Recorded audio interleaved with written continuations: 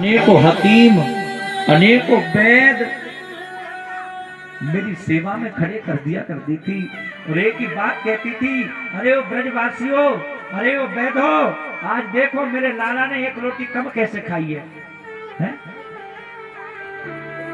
आज मेरे कन्हैया को छींक कैसे आई? क्या मैंने ठीक किया है उधर? उस भोली भाली मैया को 3 दिन का वादा करके उसे रोता हुआ मैं छोड़ करके आ गया। बोलो मत। उधर हंसने लगा। कन्हैया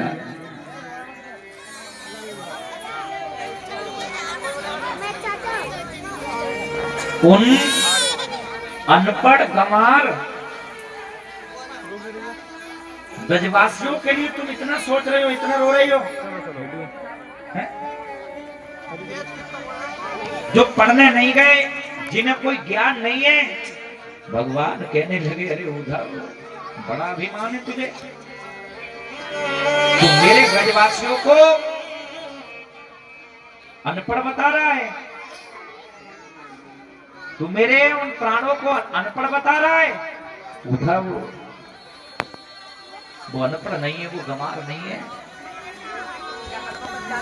अरे उन ब्रजवासियों ने मुझे अपनी छाछ के पीछे ना, उस मठा के पीछे उन ब्रज की छोरियों ने मुझे नचाया है अपने साथ साथ। उधर देख, तू क्या जानता है? तू क्या समझ रहा है कि मैं ज्ञानी लोगों को मिलता हूँ? तू क्या समझ रहा है उद्धव कि मैं उन्हें मिलूंगा जिनके पास डिग्रियां हो? तू क्या समझ रहा है उद्धव कि मैं उनके घर जाता हूं जिनका मकान लिसा पुता हो है? ना उद्धव, मैं केवल प्रेमियों को मिलता हूं और वो ब्रजवासी मेरे बहुत बड़े प्रेमी हैं।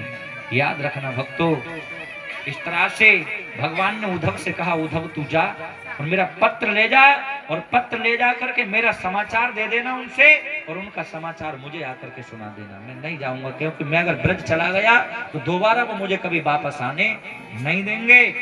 इस तरह से मेरे भक्तों, उद्धव को भगवान ने भेजा था। उद्धव बृहस्पति के शिष्य थे, अभिमान था उद्धव को ब्रज में जाकर के।